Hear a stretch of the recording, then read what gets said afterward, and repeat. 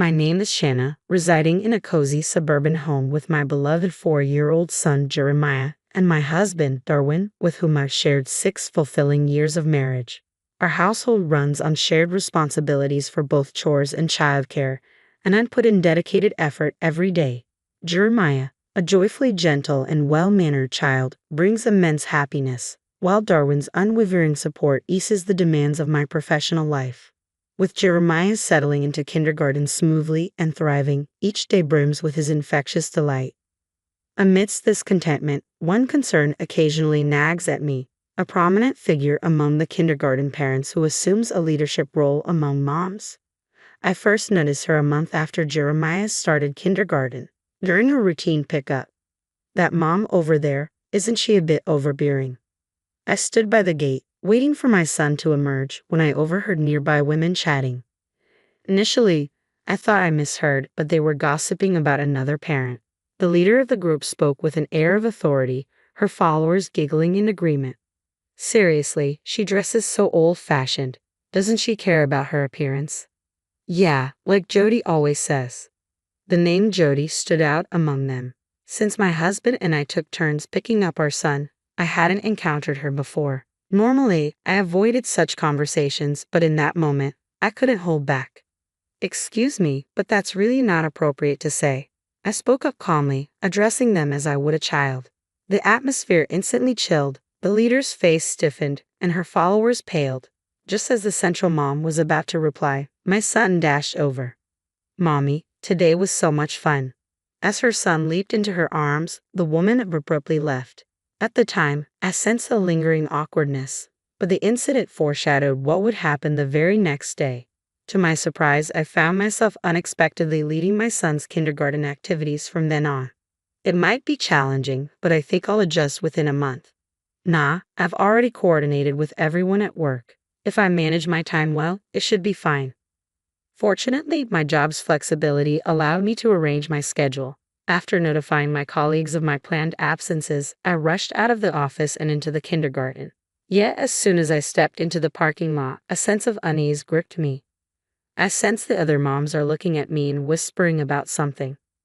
When I glance their way, they quickly avert their eyes, clearly excluding me. Wow, it's been a while since I felt like an outsider. Approaching the whispering group of moms, they scatter like startled birds. I suppress a laugh and choose to wait quietly by the wall for my son. "That's Jeremiah's mom. Seems she's quite stylish, isn't she?" Their murmurs reach me faintly. It's hard to ignore them, even though I'm unsure if they're discussing me. "What's the fuss? She just dresses a bit fancier, that's all." The voice was so loud that I instinctively glanced sideways, meeting Jody's heavily made-up eyes. Inside, I thought, "Who are you to judge?" but kept my thoughts to myself. She smirked knowingly as our gazes locked. "Oh dear, I apologize. Did you catch that?" Her entourage chuckled at her remark, drawing attention from other moms nearby. Uncertain how to respond, but unwilling to back down, I met Jody's gaze squarely. "I'm sorry, I couldn't quite hear you. Your voice was so soft. Could you repeat that?" As I expected, my direct challenge unsettled Jody. Those who assert dominance often falter under scrutiny, yet she unexpectedly held her ground. "Uh-oh, this isn't good. What should I do now? Is she angry? It feels intimidating." She momentarily backed down but swiftly pivoted to portray me as the aggressor. Her followers caught on, turning away from me and murmuring among themselves. Just as I prepared to respond, Jody's child hurried over. "Let's go, there's someone scary here." Upon Jody's command, her followers quickly piled into their cars. Frustration welled up as I watched them depart. One of Jody's companions accidentally tripped, spilling the contents of her bag with a sudden clatter. "Oh!" Various items scattered across a 6-foot radius, yet none of Jody's group offered assistance as they hurried into their vehicles. Left with no choice, I hurried over to lend a hand. "Are you alright? I'm sorry." "Hey, hurry up and get in," Jody urged from the open passenger window. Sensing her mother's impatience, the girl beside her burst into tears. "Oh, I'm sorry. Please don't cry." "Hey, is that notebook over there yours too?" "Yes, it is. I'm sorry." I hurried to retrieve the notebook that had flown the farthest, brushing off the gravel. Jody, visibly agitated as she tapped on the car, finally sighed heavily. "That's enough. Don't speak to me ever again. She slammed the window shut. The girl knelt in shock on the ground, and the car sped away, leaving a cloud of dust. Here, is this everything? Wait, what? Perplexed by the girl's tears, my son conveniently returned. I suggested he play with her daughter while I approached Jody. Need a tissue? Yes, please, thank you. Handing her a tissue from a distance, I watched our children playing tag in the park square. As we began chatting, I discovered her daughter was in the same class as Jeremiah. It made me realize my own lack of social interactions. It was then I learned her name was Letitia. Well, I've always just gone with the flow. No, that's perfectly fine. More importantly, among the items that had spilled from her bag earlier, I noticed something intriguing. A limited edition cosmetic prized by aficionados. Are you into cosmetics? I inquired. Letitia's face brightened. Upon closer inspection, I noticed her well-applied makeup, a stark contrast to Jody's style. Yes, I do. I bought this based on a recommendation from an app I use. She showed me her phone, revealing the familiar logo, an app developed by my company. I hesitated, unsure whether to disclose this information. I heard it's an app from Mr. McLaren's company. I like it because it has great recommendations, although I might need to reconsider using it now. What? Jody's last name is McLaren, but we don't have anyone by that name among our employees. Do you like cosmetics too, Shanna? Just call me Shanna. Yes, I absolutely love them.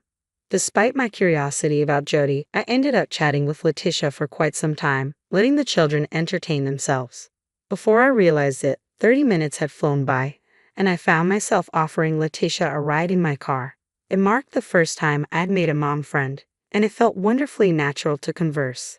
Back home, I must have been smiling unconsciously because my husband chuckled. Looks like you had a good time. Yeah, I really did. I made a new parent friend today. I recounted the day's events to my husband. He listened with a smile as I shared about Letitia, but his expression darkened when I mentioned Jody. It turned out he knew about her and shared various rumors, like how she had pressured mothers into school-related responsibilities they disliked, or her reputation for intimidating others with harsh words. There was even a story about her allegedly isolating a mother and her child in school, prompting them to transfer. I know you're strong, but it might be wise to limit your interactions with her. I've heard rumors that she's excluded children from activities before. Really? Okay, thanks for letting me know. I was intrigued by my husband's cautionary words, though I didn't dwell on them initially. After all, Jody wasn't a business associate. She was someone I'd likely encounter throughout my life. But soon, the situation evolved into something I couldn't easily dismiss. Sometime after forming a bond with Letitia's family, Jody unexpectedly approached me. We hadn't exchanged a glance since our initial encounter. I've heard about you, she began. Wondering what she could possibly know to seek me out in the parking lot, I waited, puzzled. Jody's smirk revealed her intent. You're some big shot at a company, right? No wonder you drive such a fancy car. I pondered who could have leaked such information to her. By referring to some company, Jody might not have known the specifics of my role. Stepping out of my car, I found myself swiftly surrounded by Jody and her clique. With her arms folded, Jody motioned towards me.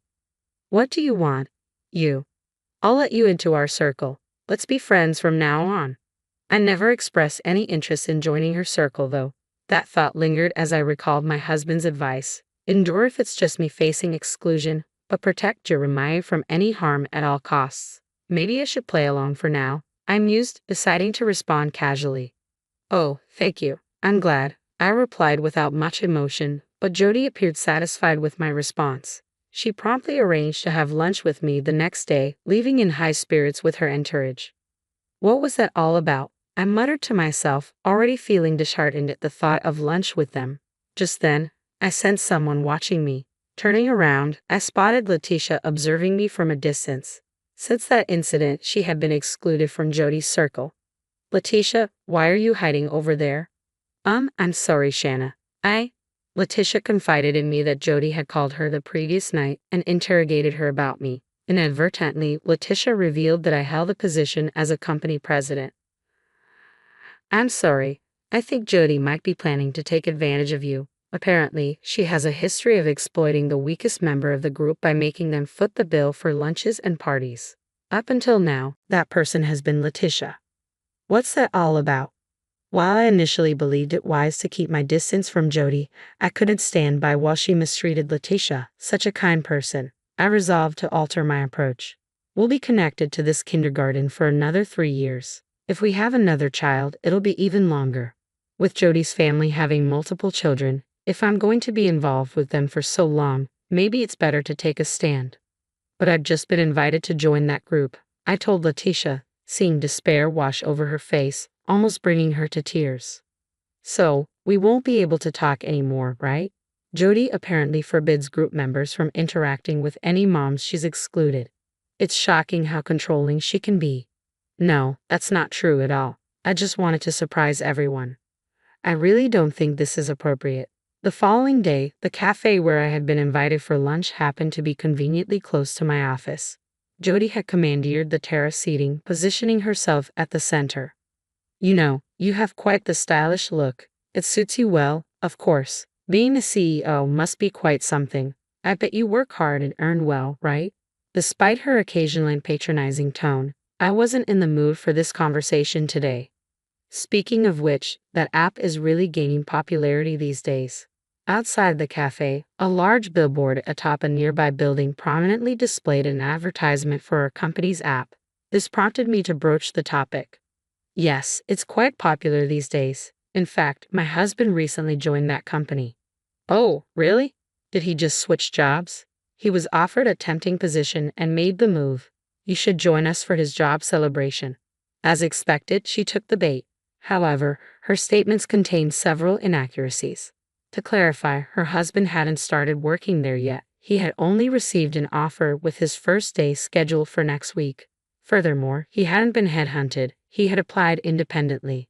They probably assumed I was unaware, but I happen to be quite knowledgeable about that company. Oh, I'm sorry, I have to leave now, I said, excusing myself. You're quite busy as a CEO, huh? Take care, Jody remarked with a smile. Perplexed by her words, I tilted my head slightly, prompting a disbelieving smile from Jody. You may be the CEO, but you're still the newest member here, right? So I think you should cover the bill. It became clear that Letitia's concerns were justified. They evidently viewed me merely as someone to foot the bill. The conversation had turned into mean-spirited gossip, leaving me feeling disgusted by the way Letitia was targeted. Masking my feelings with a forced smile, I settled the bill and left. Everything is set now. All that's left is to deliver the final blow. At Jody's husband's job transfer celebration that evening, I approached him. Mr. McLaren, burning the midnight oil on your first day, boss? I'm sorry, just a bit longer. I really want to get up to speed quickly. It was Mr. McLaren's inaugural day at work, and he appeared somewhat cautious. Much like during his interview, he seemed entirely unremarkable. How about we all go out for drinks to mark your first day? I'll invite everyone. I'd love to, but my wife has already arranged a dinner to celebrate my job change. I'm sorry, can we do it next week? I knew he wouldn't show up. Besides, I was acquainted with his wife. I had made a reservation at an upscale steakhouse, coincidentally, where I was also invited. Leaving the office, I picked up Letitia in my car, and we headed to the restaurant. You took your time, didn't you? The event has already begun, Letitia remarked as she got in. My goodness, the star of the evening should be her husband, yet the party is already underway. Upon entering the restaurant, Jody's gaze immediately fell on Letitia, and she visibly scowled. What a grump. You weren't supposed to be here, were you? Well, I just happened to run into her and invited her. I apologize. Could you please order a drink? Jody and her group had occupied the larger table, while Letitia and I found ourselves at a separate table for two. Jody ignored us completely, absorbed in her own conversation. If I hadn't brought Letitia, would I be sitting alone in the corner? Oh well, it doesn't matter. Okay. After chatting with Letitia for about 30 minutes, Jody glanced back as if suddenly remembering, a malicious smile clearly directed at us. Here, you'll take care of the bill, boss, Jody said, her entourage chuckling along. I joined in with a laugh. It was all too predictable. Sure, no problem. Since you're part of the group now, it's only fair. Oh, he'll be arriving shortly, Jody added. At that moment, I excused myself and headed down the hallway toward the restroom. Eavesdropping discreetly, I overheard Jody's husband entering the restaurant. Hey everyone, sorry for the delay. Let's celebrate this new chapter together. Since you've joined that company, everyone's been downloading the app. Despite their evident indulgence in food and drinks, diverting attention from the guests of honor, I couldn't help but think, thanks for downloading the app, but isn't this place a bit too extravagant? Don't worry about it. The new mom will foot the bill, someone quipped. Must be nice to be rich, another chimed in, sparking laughter from the group. Before I could return to my seat, they began toasting without me. I sighed quietly as I slipped back to my seat on the outskirts of the room. By chance, I ended up behind Mr. McLaren, positioned just right so he couldn't see me. You know what I think? Men and women should have distinct roles. I believe, she stated loudly enough for me to hear. This was one of Jody's recurring topics. You see, if a mom isn't at home, the kids are bound to suffer, right? Besides, I don't think women can handle work responsibilities effectively. Now, hold on. My current boss is actually a woman, I interjected. Exactly my point. I'm sure you'd do a better job if you were in charge, Jody retorted. That was the final straw for me. I couldn't contain my laughter, and Jody shot me a glare. What's so funny? It's the truth. I don't know what kind of company you're accustomed to, but those beliefs are better left in the past. What? No, I'm sorry, but the app my company created seems to be used by all of you, and it's doing great, I asserted. Jody's expression twisted at my words. Mr. McLaren, perplexed, turned to me, his face draining of color. What nonsense are you talking about? He asked. That's enough. Jody interjected sharply. Just pay up and leave. Hey, why are you talking to the boss like that? Great job today, Mr. McLaren. Congratulations on the new job. Noticing my empty glass, Mr. McLaren hurriedly brought over a beer bottle. I politely declined, observing Jody's expression contorting further. Her followers, unable to grasp the situation, murmured in confusion. Mr. McLaren apologized profusely, almost bowing his head in regret. Ma'am, President, my wife has been terribly rude. I apologize sincerely, he said with urgency. No, this is unacceptable, Jody retorted sharply. Just kidding, I interjected with a light-hearted tone, trying to diffuse the tension. Mr. McLaren grasped onto me, continuing to apologize fervently. Quickly, I apologized and returned to ease the atmosphere. Let's ensure this doesn't spoil the evening, I added, attempting to lighten the mood. Shanna, you'll still be friends with us, right? You're not really going to fire my husband, are you? Jody said, her smile dripping with flattery. Considering her large family, losing her husband's job would be quite a blow, she continued. No worries, I won't be letting him go, I assured her. My Jeremiah hasn't taken a liking to me, has he? She asked rhetorically, then added sharply, Oh, excuse me, Letitia, you're in the way. Jody tried to push Letitia aside, who was standing beside me. What a distasteful person. Let's go, leave this mediocre woman behind, Jody sneered. You'll still be friends with me, won't you? I asked pointedly. No, the mediocre one here is you. Letitia is my dear friend, she's a far better person than you, I asserted firmly. Jody's voice rose in anger, her demeanor turning furious. I quickly apologized to the restaurant owner and settled everyone's bill. Mr. McLaren, we look forward to having you with us starting next week, I said to Mr. McLaren, who was trying to calm his wife. Afterward, Letitia and I had a simple celebration together. Following that evening, Jody's group disbanded. None of her followers wanted to align with her after witnessing her behavior. She began avoiding me and gradually fell out of favor in social circles. A month later, her demeanor had noticeably changed, becoming more subdued. She attempted to integrate into other mom groups without success, but that's not my concern. Meanwhile, Letitia and I maintained our friendship, continuing to gather with our families during holidays. My relationship with McLaren remained strictly professional, unaffected by personal matters. Observing his dedication, I couldn't help but wonder if the incident that night had motivated him further. Regardless, taking a firm stand from the outset seemed to have paid off. Perhaps in human relationships, asserting oneself is indeed crucial for success.